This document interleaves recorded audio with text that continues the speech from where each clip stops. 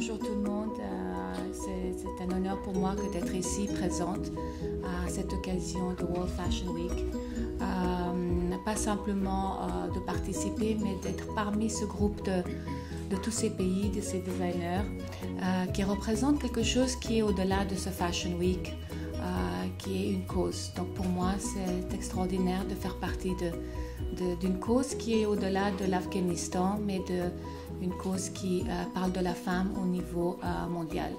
Donc pour moi, mon projet, qui est maintenant, je retourne un peu mon projet personnel qui est Zarif, c'est un projet qui est venu surtout sur l'envie de redonner d'une manière personnelle à mon pays.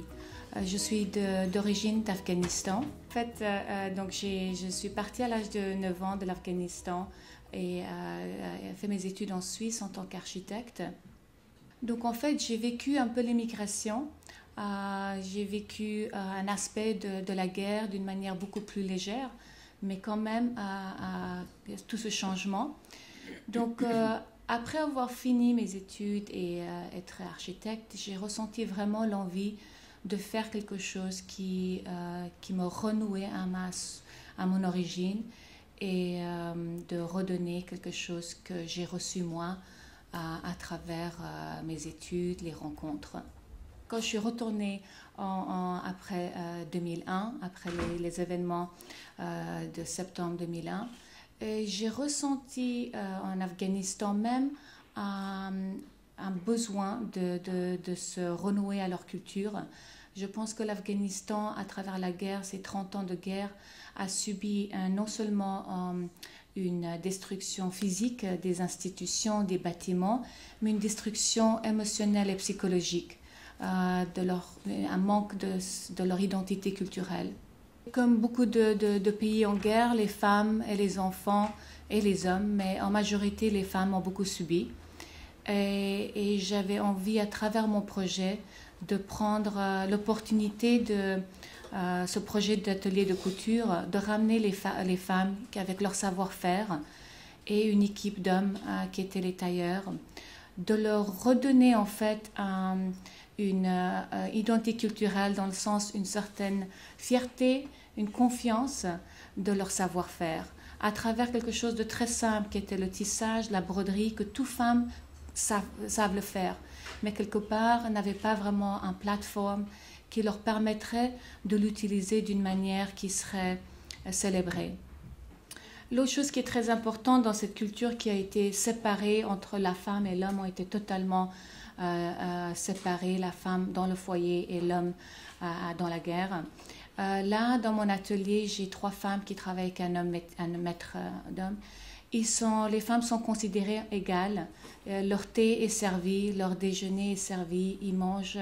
Je pense que c'est un espace pour eux d'être considérés comme un être valorisé, qui ramène un gagne-pain, qui sont respectés et qui retournent après leur travail chez eux en tant que mère, en tant que femme, mais avec une valeur qui est supplémentaire. Et ça, c'est très important comme aspect pour moi. Je vais parler juste rapidement du travail de Zarif. En fait, j'ai repris les tissus anciens. Comme j'ai parlé, en fait, il y avait une identité culturelle. L'Afghanistan se retournait sur l'étranger, sur le Pakistan, la Chine, au niveau de l'ameublement, au niveau de la mode, au niveau d'être. L'Afghanistan n'avait plus rien pour se baser.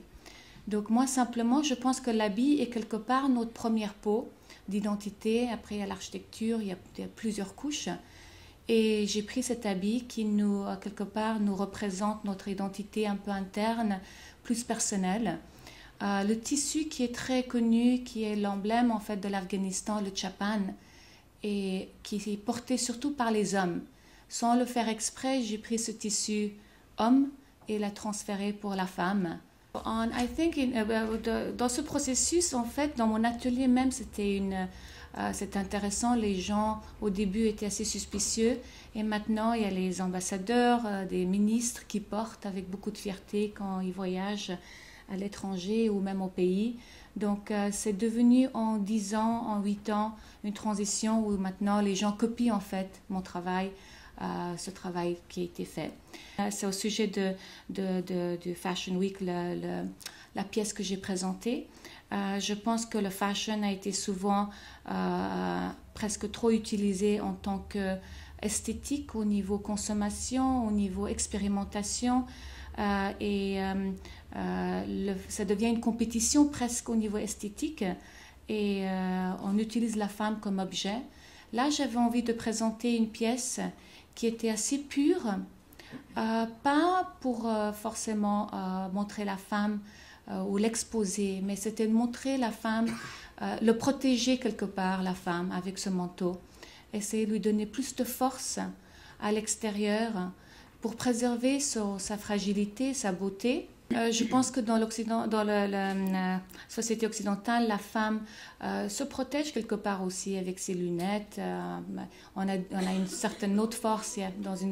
Dans une culture comme l'Afghanistan, la femme n'a pas encore cette force externe. En fait, il faut le développer doucement.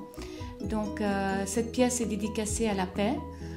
Donc c'est un manteau blanc qui est assez pur, qui pour moi, ça ne représente pas une culture, on ne peut pas dire que c'est un manteau afghan, c'est juste un manteau qui est un message de la paix. Et c'est l'inscription du mot la paix qui est superposée sur ce manteau, multiplié, qui est presque une danse de ce mot de paix, qui est autour de cette femme, qui est vêtue de quelque chose comme une carapace qui le protège. Donc voilà, ça c'était un petit peu par rapport à cette pièce. Je vous remercie et je suis disponible pour les questions après.